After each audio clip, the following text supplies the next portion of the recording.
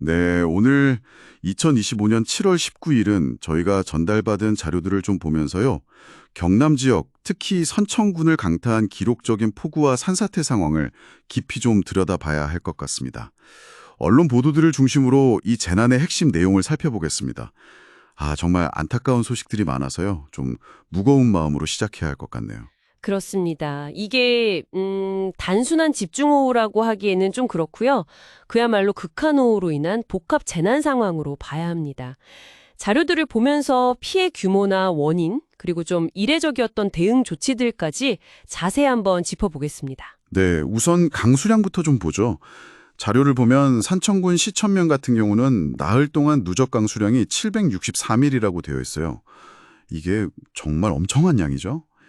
일부 지역은 시간당 100mm에 육박하는 뭐랄까 괴물폭우라는 표현까지 나왔네요. 맞습니다.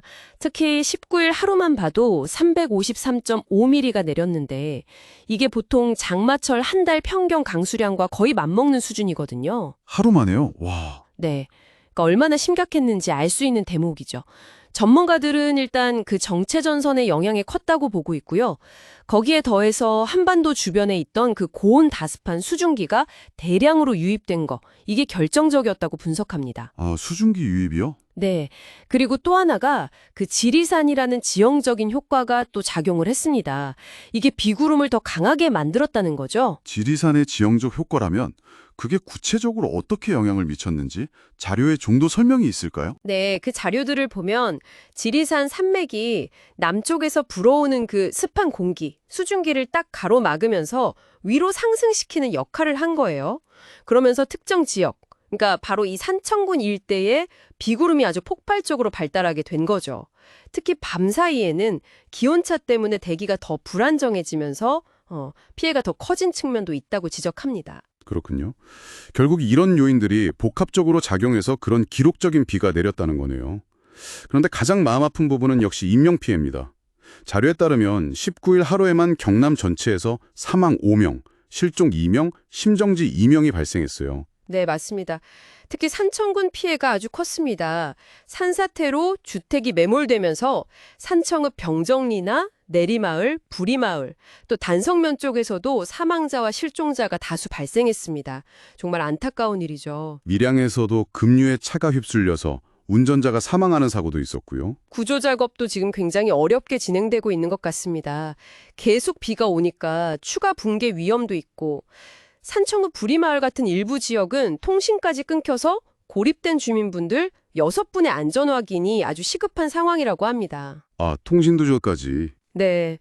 그래도 다행히 현재까지 16명은 구조되었다는 보고가 들어와 있습니다. 정말 다행입니다만 재산 피해도 만만치 않죠. 도로가 71개 노선이나 통제됐고 대전 통영 고속도로 일부 구간도 막혔다고 하고요. 네, 그렇습니다. 하천 범람이나 제방 유실, 산사태, 농경지 침수 같은 시설 피해만 해도 잠정 집계된 게 267건에 달한다고 하니까요. 복구에도 상당한 시간이 걸릴 것 같습니다. 이런 심각한 상황 때문에 정말 이례적인 조치도 나왔죠. 산청군에서요. 네, 바로 그 전군민 긴급 대피령 말씀이시죠. 네, 맞습니다. 자료에 따르면 이게 사상 초유의 일이라고 하던데요. 그렇습니다.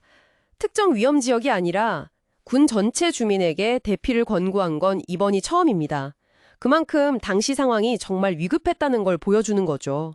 군 전체라니 정말 상상하기 어려운 결정이었을 것 같습니다. 네, 그 외에도 소방청에서는 국가소방동원령 1호를 발령해서 전국의 소방 인력과 장비를 산청으로 급파했고요. 경상남도 차원에서도 재난대응 단계를 최고 수준인 3단계로 격상해서 총력 대응에 나섰습니다. 그래서 주민분들도 많이 대피하셨죠? 네, 자료를 보면 1821가구, 2350명이 넘는 주민들이 마을회관이나 학교 같은 곳으로 긴급 대피하셨고요.